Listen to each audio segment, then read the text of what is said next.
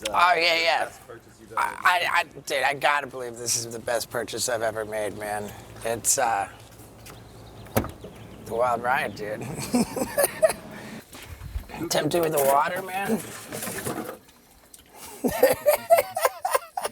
The company that converts this van is called Regency RV. They're the only ones who make a Class B motorhome that has proper 2 sleeping areas, right? Like with this drop-down bed.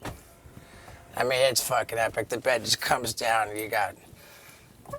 That's so cool. It's really a big deal, man. And in order to make that happen, what they do is they chop off the top of the van and then put on a new top so that it can be taller to allow space. So you got like 7 feet.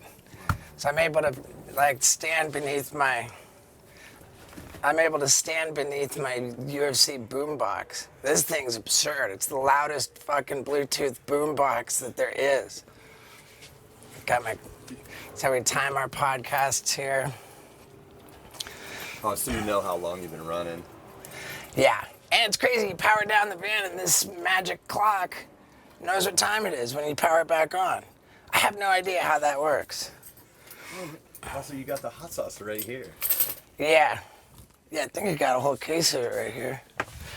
Yeah, dude. I'm helplessly addicted to my own hot sauce. It's fucking seriously good, dude. This is where we record the podcast. And some of the notable people who have been in here are Mike Tyson, Tommy Lee, John Jones. Casey Neistat recently, right? Casey Neistat was in here. You know, the biggest podcast we've done is with an influencer named Steve Will Do It, the Nelk Boys. Fucking these kids are on fire, dude. Like 2 weeks, the guy's over 1 million views on a podcast. For me, that's a lot. Yeah, dude. How did you get into? How did you know of him, like the Nelk Boys? From the UFC. I saw the UFC posting, like they had the Nelk Boys on a private jet all the way to Dubai. I was so jealous.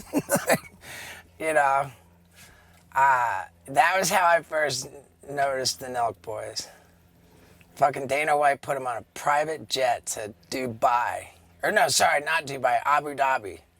Dana White says, my kids have met every celebrity in the world, and they never freaked out until they met the Nelk Boys. And so that was how the relationship began. Well, it seems like you get along with Steve Will Do It pretty well, right? I do, man. We're like chocolate and peanut butter, it seems. We really enhance each other's engagement. Or we bump up each other's views. It's standard issue, old school networking is what collabing does, except you really exponentially, you know, you can exponentially grow your audience that way. Storage space is at a real premium in a Class B motorhome, so I've been moving stuff around. I'm really excited with where I keep my skateboard now, dude. Check it out. Got the shoes in there so it won't rattle. And then it's my pro model skateboard, dude. Gotta have it.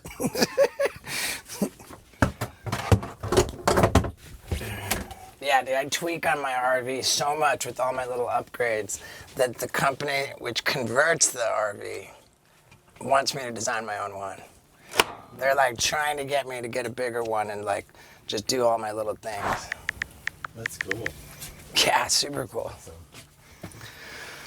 I was still a teenager when I came up with the idea to become a crazy famous stuntman by making home videos. But when I was trying to make a name for myself, my idea was to try to get in other videos. And I wound up in the Big Brother skateboard videos, which turned into Jackass. I never really worked on making my own videos, if that makes any sense. I would film some footage and submit it to other people to include. And that's a little bit of an old school mentality because I was trying to get into sort of bigger projects. And I never learned how to edit on a computer, properly, until way later. Life was so easy for me, just trying to be in skateboarding videos, and then all of a sudden Jackass started. You know, it was pretty quick in that sense. And we had #1 box office movies. We were a pretty big deal. And then after the third movie, nothing was really happening.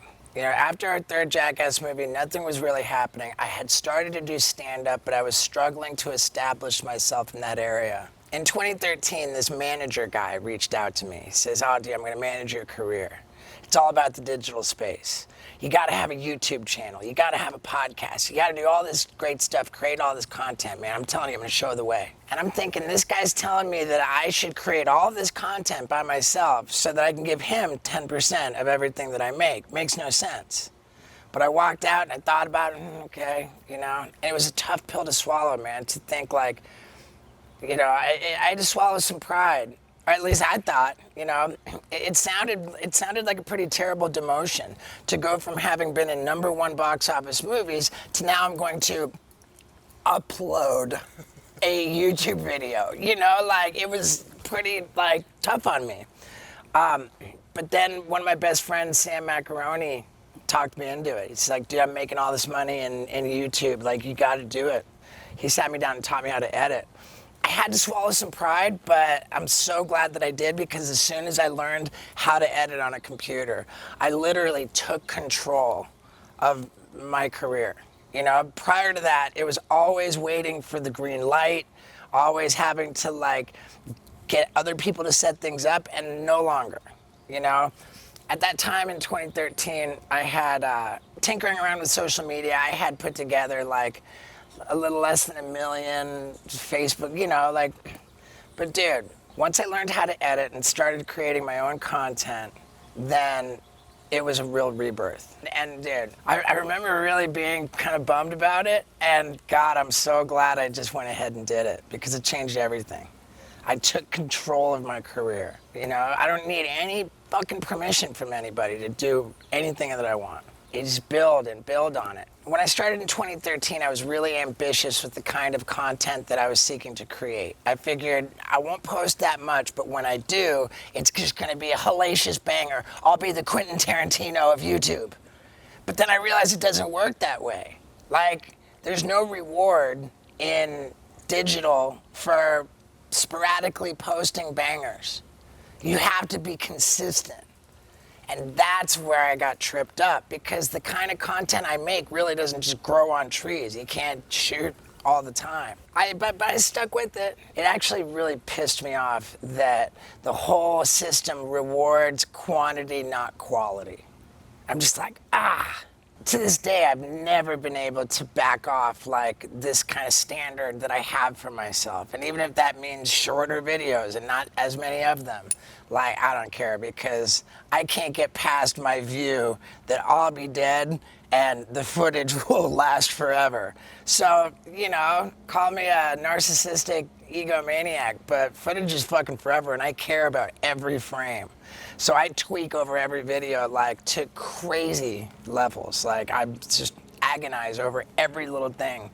And I pour so much time into it that it's pretty embarrassing, actually. As frustrating as the dynamic of quantity over quality is, I just can't hate on success. So I look at all these people that are just cranking out videos every day, and I'm like, fuck, man, I was trying to crack the code. How do I create more content?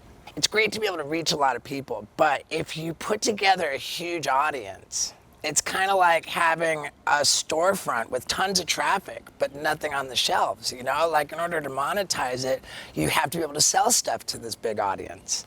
And so I really did want to kind of figure that out and get in the merch game, and I did that. But dude, still I wasn't posting that much, you know? And I remember, like, I had I'm kind of getting into the business of it all now, but yeah, I'd love to hear it, yeah.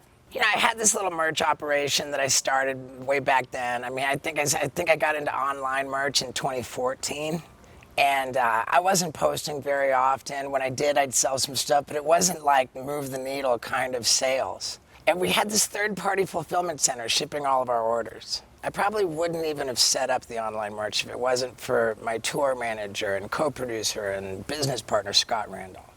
He gets us all set up at this third-party fulfillment center to ship our orders out. Totally his initiative. One day in 2018, he's like, man, our third-party fulfillment center won't give us our own account manager unless we generate $5,000 of revenue every month for like however many months. And it's just crazy to think back on that, because what I did the next year was sign up with one of these MCNs, which I don't necessarily recommend. An MCN is a multi-channel network which purports to help you with all kinds of things and take 10% of your AdSense revenue, which isn't that big of a deal. And they didn't really do anything except get me disciplined about putting up a video every single week. And I hired an editor to help make that happen. And once I got on that regular schedule of really putting out bangers every single week, which was more work than I could even believe, then things started galvanizing. You know, then the merch game started cranking a little bit. And then we started the podcast, so now we're doing 2 videos every week. And it's like, whew, you know. And then now I sit here today, I'm uploading every single week to 4 different YouTube channels. I've got the main channel, the podcast clips channel, and the Steve-O in Spanish channel. Oh, dude, and don't think for a second that we're not about to dive into fucking Chinese. Once it became like a machine, then we started really having fun with it. I've always had a condiment disorder. And like, I freak out if I don't have hot sauce. So my guy, Scott Randolph, for years, he said, dude, you gotta have your own hot sauce. I'm like, and he just talks me into it. You know, it's crazy how I'm, like, the story with Scott Randolph is pretty wild. Because I went to rehab and got sober in 2008. And Jackass 3D came out in 2010. So I was still kind of newly sober. I was getting into stand-up. I'd put down the drugs and alcohol, but I was just acting out sexually. And going on a stand-up comedy tour, doing a meet and greet after every show, it was like holding an audition for who's gonna suck my wiener that night, you know? And it got really kind of pathetic. I was like, dude, I'm almost 40 and I'm like acting like this. This is not the road to being happy. So I decided to address these sexual addiction issues. And I ended up going into this outpatient sex rehab. And when I got out of there, I was like, okay, dude, like, I'm fucking gonna really put in the work to become the man that the love of my life deserves. And I knew that if I went right back out on tour, I was a dead duck. I needed to bring a professional cock blocker. So my buddy Scott Randolph, I asked him, like, will you come with me on the road? He says, fuck yeah. So he comes with me on the road, and I'm like, I sell books and t-shirts, and like, you know, I'll give you like $2 a sale or something like that, you know, to make it worthwhile for you. He shows up to the first show, he's like, you don't have a credit card swiper? You know, like only books and t-shirts? And like, that's when it started. And now we've got Steve-O sunglasses, Steve-O hot sauce, fucking Steve-O pens, shoes, skateboards. I mean, it is fucking ridiculous. We go on tour, we turn every venue into a bona fide fucking flea market, you know? Then after more than a decade of no Jackass at all, out of nowhere, Johnny Knoxville says, all right, guys, I'm ready, let's go. And I'm thinking, what? I thought that ship sailed a long time ago. But like, hey man, you know, I'm down. So this movie's gonna come out, like, and I've got all these revenue streams that are just ready to just get strapped to a rocket ship, it feels like. You know? Either way, you're gonna do it. But I think, like, Tony said this too. Like, kind of like all the stuff that you've done. I mean, it all seems very genuine. It feels like you. It doesn't seem, it never seems. Oh, yeah. Like, all this stuff feels like, woo, this is like, you know, it's a lot of hard work, obviously, but like, it just seems like you're having a good time. Dude, I'm so fucking passionate about what I do, man. It's insane. I'm really stoked that I haven't had to like compromise on like what I think is rad. You know, like the videos I put out, I'm like, fuck yeah. Of course, we all know Father Time's undefeated, so can I be an attention whore forever? No. Is it cool to be an old attention whore? Probably not. So I've been mindful about trying to like branch out into areas that are more sustainable. Like to be 60 years old doing stand-up comedy, I think is a little more palatable. You know, and even if like not being the center of attention, I think at a certain point being an attention whore is just a bad look. And so I'm stoked that I've just branched out. Now I've got my own fulfillment center. So potentially I could be shipping other people's merch, you know, and just back out of the spotlight, you know. I became a tattoo artist. Maybe I'll just give tattoos to people. People want shitty Steve-O tattoos. It's crazy.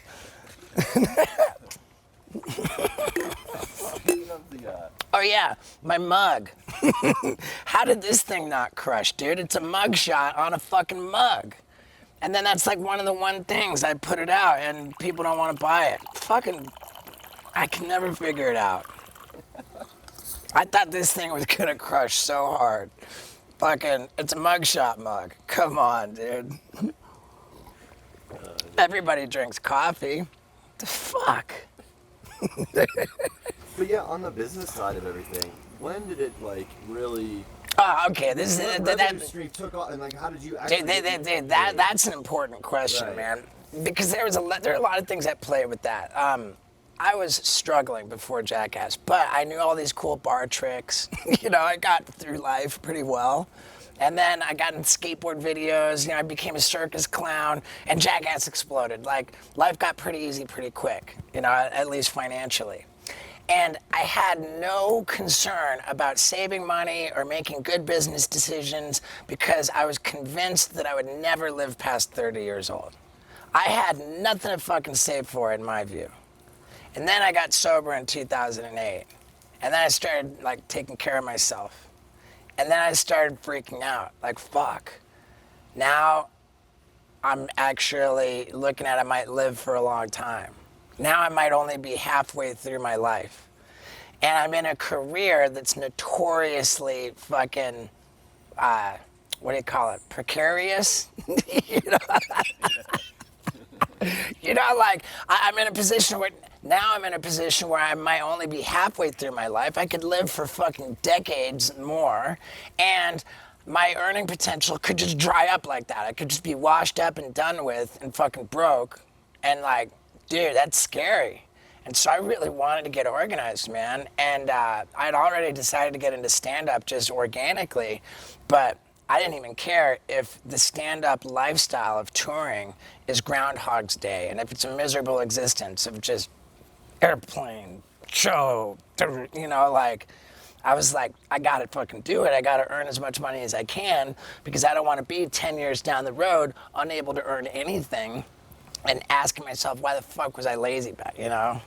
So I was just hitting the road, just grinding, and it was a miserable existence. But yeah, I just wanted to sock away money because now I'm terrified about being like old and broke. I freak out about that a lot less now because I've got different things that I'm doing which I don't have to be the center of attention to be successful at. Like, we started selling enough merch that I went ahead and rented my own warehouse and started a fulfillment center.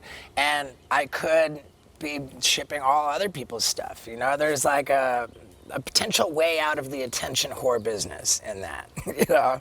And the more stuff that I can do to kind of set myself up where I don't have to be an attention whore, then I think the easier I can sleep at night. Well, on those revenue streams, like what, on your YouTube channel, do you remember the first time you ever got paid? Was it just through I mean, dude, or like a shirt you were selling? What was like the first I time? mean, for YouTube revenue for me is pretty fucking bad. You know, like the revenue that you get from YouTube is called AdSense, and that's like from the ads that YouTube puts at the beginning or maybe the middle. Like, it can be a fuckload of money if you're uploading every day, if your videos are like longer, if you're ad friendly. And I'm none of those things, you know? Like, I put up a pretty short video like once a week. And most of the time, they don't even put ads on it because it's not suitable for advertisers, you know? And when I do have a longer video, like the podcast, I disable the mid-roll, the ads that interrupt the video, because I care too much about my content. I don't want people's attention to, you know? Fuck the revenue. Even when my YouTube videos are deemed suitable for advertisers, which only happens after a manual review because my standing with the platform isn't so great. Because I won't compromise on like the nature of my content. I think for me, like per million views, it's like $1,000 maybe in AdSense revenue. Maybe even less than that. And that's like from like a once a week video. if you're Zach King or Roman Atwood. If you're a really family-friendly creator, then you could get like, I don't know, like $3,000, $5,000, $6,000 per million. And if you're family-friendly and you upload every single day, then that's going to start piling up, especially if your videos are over 10 minutes and then you get another ad break in the middle, then you're going to double that. So there are people making millions of dollars just from the AdSense revenue, which I don't get a lot of. I don't know why. Tony Hawk's got a new brand that he's pushing like every week, sometimes like every fucking day. I'm like, you know, but then again, it's kind of cool to have like my content come out and there's not a whole lot of sponsored stuff. But I wish there was more, you know, it would be cool. It would be really cool. Where I am able to get brand integration is with my podcast. Podcasting is lucrative. I mean, I'll break down the business. How so? Yeah. I'll break it down, man. Like for an advertiser, the money you're gonna get from YouTube for the ads that they place on your videos is bullshit compared to brand integration deals between you and the actual sponsor. And in this case, when you have a deal with the company and when you get a brand integration deal, the company that's sponsoring your video is gonna pay you based on CPM, which is cost per the Latin word for 1,000. So CPM is how much you get paid per 1,000 impressions. And the range for 1,000 impressions is $20 to $50, to give round numbers. So if you get 100,000 impressions, that's worth $2,000 to $5,000. If you get 1 million, then that's worth $20,000 to $50,000. For YouTube AdSense revenue, if I get 1 million views, then that's maybe $1,000. If I get 1 million views from a brand integration deal, that's $20,000 to $50,000. So there's a lot of money to be made. I just don't get that very often, except on the podcast. Now the podcast doesn't get as big numbers, you know, because not that many people will sit down and listen to the whole thing. But then again, the podcast is every week, and we get 2 sponsors per podcast. So even though it's less viewership than, you know, some of the other more marquee content, still it's regular and it's like meaningful. Was that evident pretty early on? I had no idea that podcasting was going to be so lucrative. I didn't know any of this information that I'm sharing with you right now until like maybe a year or 2 ago. Okay, I was fucking dumb. Oh God.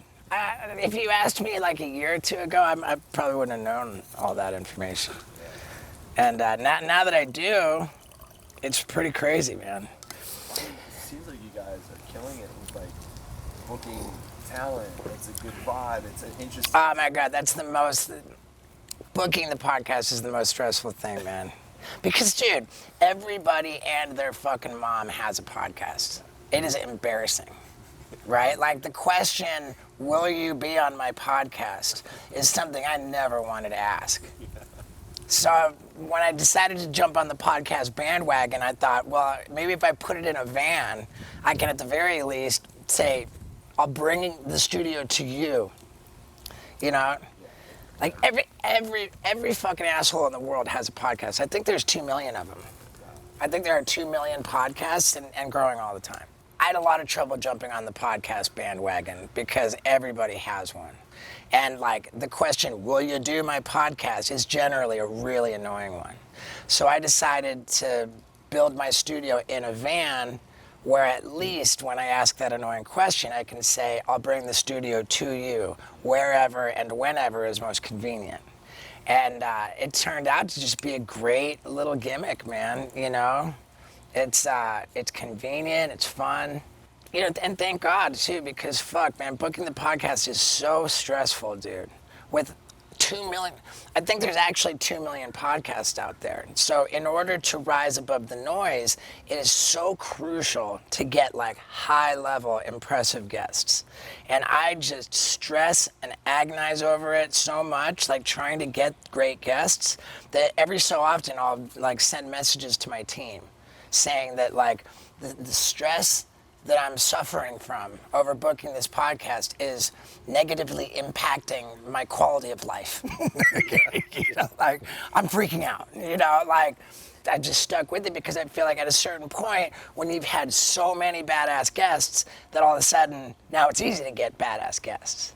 I've been waiting for that to happen. I've been waiting for that to happen. It just doesn't. Hey, I've had Mark Cuban. You know, I've had Post Malone. You know, I've had fucking Shaq. You know, like, want to do my podcast? Still, it's not that fucking easy. Yeah, from the outside perspective, it looks like you're killing. I mean, yeah, like Tommy Lee, Mike Tyson. I mean, that's pretty awesome. I mean, it's super rad. It's super rad and it's super fun. When I first committed myself to doing the podcast, I thought that it was going to just help me sell more tickets on tour. I had no idea that it was going to be like a really lucrative revenue stream in and of itself. And what surprised me more than anything is that above all else, I think that doing the podcast has helped me develop just as a communicator. I didn't anticipate that as much. Like, you know, there's definitely an art to it. And I feel like I've really gotten better. Like, the quality of the episodes that we're making is really improving. And that's just satisfying, man. And after that, the biggest problem that I had was with just putting out raw footage. Like, no, like, I'm used to, like, hacking it down and, like, tweaking over every little frame. And now we're just going to, like, let it go and record and, yeah, throw it out. Like, and I had a lot of trouble with that. And somehow I just wrapped my head around it. It's a different style of media. So there's, like, a lot of, like, crazy social media things that happen. I mean, people get addicted to it. I think, but you and Tony did something really positive where you actually kind of had, like, a viral fundraiser moment, right? Yeah. If you could speak on that, what you guys did. Yeah, I mean, when the pandemic hit, like really early in the shutdown, Tony Hawk put out this epic photo of him doing like a full pipe, and he's upside down at midnight on his skateboard, and he signed like a bunch of prints and sold them for charity to help with COVID relief and to build skate parks in underserved communities. And it was just so impressive. So I stole Tony's idea. I shot a cool photo, I signed a bunch of them, and I raised money for a food bank, and I felt great about it. So I fucking did it again. And then I called up Tony. I was like, hey, man, I stole your idea. I'm having a blast. He goes, dude, let's do one together. And so Tony and I got together and shot this fucking photo, and we both signed it. And we raised over $500,000 for charity. But then when my business manager crunched the numbers, what I didn't factor in was the 2.9% credit card fee, something like that. So our well over $500,000 got bumped down to $480,000. I was like, no. I told Tony, I was like, dude, I'll chip in 20 grand to make it $500,000. Game off. Oh, yeah, here, let me finish on the charity thing. Yeah. So, for the fundraiser with Tony Hawk, we sold the prints from my website. I collected the money and I donated it. So, by the end of 2020, I had donated over $600,000 to charity. And I put up a video saying how I donated over $600,000 to charity. Worst performing video I've ever put up. It's a sick, sad world out there. Yeah. I'm a huge fan of the UFC, and I was just at this Conor McGregor fight, sitting like very close to the former president Donald Trump, who's immediately in front of the Nelk boys. Like, right in front of me is Justin Bieber, and then we've got like Travis Barker, Machine Gun Kelly, like the Patriots owner Robert Kraft. Like, we're all in like as much space as my van takes up. You know, like, I mean, it's crazy. So yeah, like, the world of celebrity has converged where like digital influencers are like in the same spot as the fucking former president of the United States. You know, like, damn, to think about that's really crazy. It's really fucking crazy. But yeah, if you could also even describe that story, like the Dana White one. Sure. Yeah, like his kid. Yeah, I mean, dude, so I've had a lot of serious celebrities on my podcast, and by far the number one performer out of every episode is a kid named Steve Will Do It from the Nelk Boys. And you might not have even heard of them, but they are a big ass deal. I found out about them when I saw Dana White, the president of the UFC, had them on a private jet flying them to Abu Dhabi for Fight Island. And I'm like, I'm so jealous, you know? And the story about how that happened is that Dana White's kids had met every celebrity in the world, but he never saw them freak out more than when they met the Nelk boys. And he was just like, what is this? What's going on? And he met the Nelk boys, like, you know, and he got to know the kids and he loves them. It's the craziest phenomenon. They're throwing around millions of dollars, like routinely on a weekly basis. And I'm just dying to figure out, are they being highly strategic and like spending money to make money, or are they just fucking out of their minds? And I think they're just out of their minds. I don't know, but then again, at the same time, like, they're killing it so much. And like, for me to sit here and be like, hey guys, I think you might want to be a little more frugal with your money. Like, I don't know if I'm legit fucking Aaron Carter trying to criticize Justin Bieber, which happened. You know? Like, I don't know, but I'm just in awe of what's possible in this new world. Yeah, it's pretty crazy. That's just like, it's almost like the math doesn't add up. You're like, wait, well, how? It just, I know. I don't, you know, it turns out I'm led to believe that their major source of revenue is from cryptocurrency. Oh yeah, and their new brand of alcohol, which they cannot keep in stock. It is impossible for them to stock it everywhere because it just disappears. They can't sell it. They can't brew enough of their seltzer to keep it in stock. Like, those kids are killing it. Those kids are fucking killing it. Oh my God, it's insane. It's insane. last thing I could think of is, so like, you know, during some of the kind of the early glory years of the Jackass stuff, what do you think would have been like for you guys if you had, you know, this?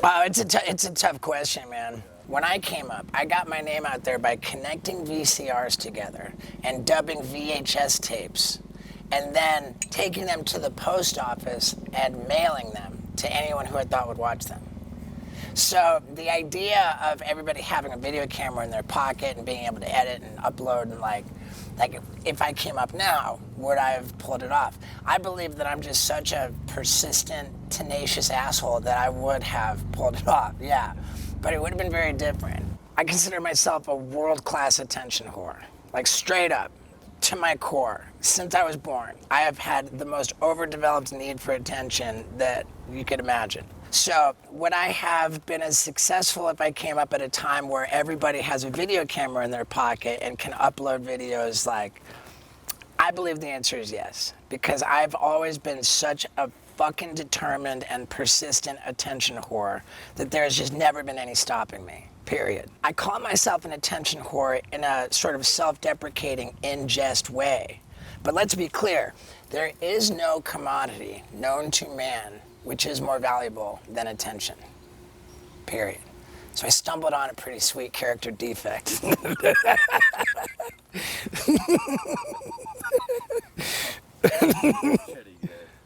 Oh man. Okay. I mean, there is no, think about it, you know, gold, like oil, like, okay, advertising is a bigger industry than anything. Attention is what's up. You're ahead of it.